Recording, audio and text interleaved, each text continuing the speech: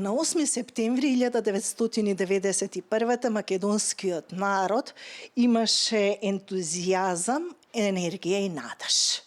На овој датум, пред 34 години, македонскиот народ, граѓаните, се изјаснија за самостојна, независна и суверена Република Македонија. Од тогаш почна патот кон етаблирање на државата во меѓународната заедница. Господине Малевски, што ова значи за вас? Какви емоции буди кај вас? Емоциите се помешани, би рекол. Нашиот ентузијазам се базираше врз надежта дека ние можеме да се потпреме на Европската заедница, тогаш и на Соединетите Американски држави, кои не уверуваа дека патот на мирољубиво самоопределување е вистинскиот пат и дека треба да сториме буквално се што е во нашата моќ како раководство да се избегне Македонија да влезе во војните кои веќе почнаа во Југославија. Тоа се оствари за среќа на еден успешен начин и до ден денеска мислам може да се смета за еден од најголемите успеси на нашата политика, поконкретно на нашата надворешна политика, што верувавме дека сојузниците, доколку се држиме според правилата да нема насилство, да не се сатанизираат други народи и нации и да се работи кон демократска трансформација на земјата, дека ќе бидат покрај нас и ќе ни помогнат. Имавме среќа, веројатно имавме и знаење, имавме и сјаен председател на државата и тоа успеавме тогаш да го оствариме. Така што целиот тој ентузијазам не прерасна како во неколку други поранешни југословенски републики во трагедија. 95% од граѓаните кои излегоа на референдумот позитивно одговорија на референдумското прашање дали сте за самостојна Македонија со право да влезе во иден сојуз на суверени држави на Југославија. Следуваше потоа верификација на независноста во македонскиот парламент, се формираше првата влада во која вие бевте првиот министер за надворешни работи.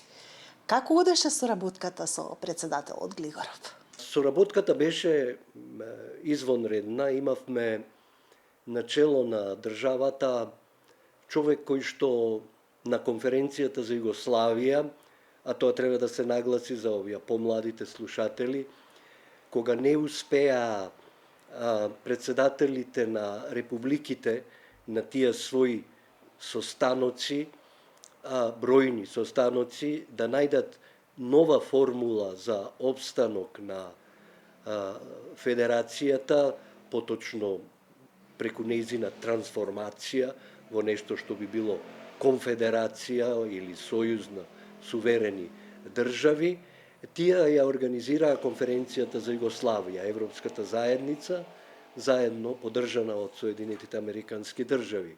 И на таа конференција околу масата беа поканети председателите на републиките на федерацијата и министрите за надворешни работи. Така што нашата соработка продолжи на конференцијата за Југославија, каде што ние ја презентиравме визијата наша за Македонија и за како гледаме на идните односи меѓу поранешните југословенски републики.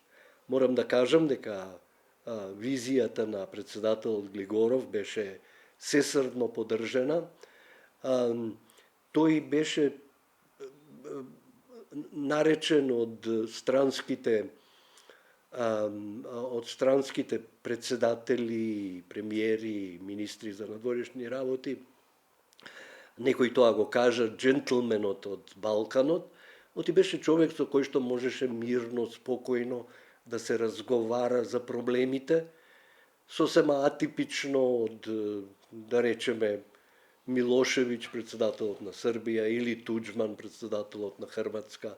Така што тоа носеше многу симпатии и поддршка за Македонија, покрај фактот дека неговата визија за сојуз на суверени држави во некоја лабава конфедеративна врска, со која би се избегнале, всушност може да се каже и запрале, бидејќи веќе тогаш беа почнале војните на северот од Федерацијата, би се избегнало сето тоа и војните и идните суверени држави покрај членството во Обединети нации и меѓународно признавање би останале во соработка, нешто на налик на една мини европска заедница од тоа време, која што после би го продолжила патот кон европската интеграција. Таа идеја изгуби пред налетот на национализмот. Европската заедница на својата конференција, која организира, практично финалниот документ го направи според позициите на надворешната политика на Македонија, што не се знае.